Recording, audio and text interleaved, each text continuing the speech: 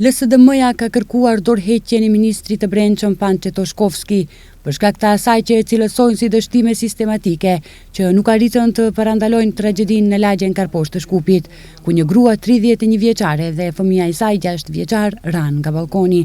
СДСМ бара оставка од министерот за внатрешни работи Pançe Toshkovski. LSDM kërkon dorëheqjen e ministrit të Brendshëm Toshkovskit dhe një hetim i plot që me emër dhe mbiemër do të përcaktoj përgjegjësinë e të gjithë zyrtarëve të Ministrisë së Punëve të Brendshme, qendrave për punë sociale dhe të gjitha institucioneve të tjera që kanë dështuar. Toshkovski të mos përpiqet ta zhvendos përgjegjësinë tek të tjerët. Përgjegjësia është te ai që e drejton sistemin. Problemi fillon nga Maja.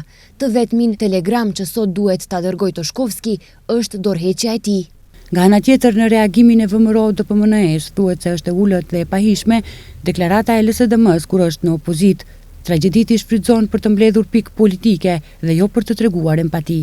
Rastet si ai i Martin Neshkovskit, rasti i Tamarës së vogël, lagja e Trimave dhe liçeni i Smilkovës, ku para se të vinte në pushtet Zoran Zaevi dhe Venko Filipçe, LSDM premtonte drejtësi dhe zbardhje të së vërtetës, por pasi mori pushtetin, i haroi ato çështje. Ndryshe, gjykata i përcaktoi para burgim 48 orësh Stojançe Jovanovskit, bashkëshortja dhe bija e të cilit ndruan jetë pas rënjes nga balkoni. Ministria e Punëve të Brendshme gjë njoftoi se viteve të kaluara ndaj të dyshuarit ishin parashtruar 10 kallëzime penale për krim të dhunshëm, delikte pronësore dhe tregtime drogë dhe se kanë qenë nën masa kujdesi. Hetohet edhe veprimi i policisë në këtë rast.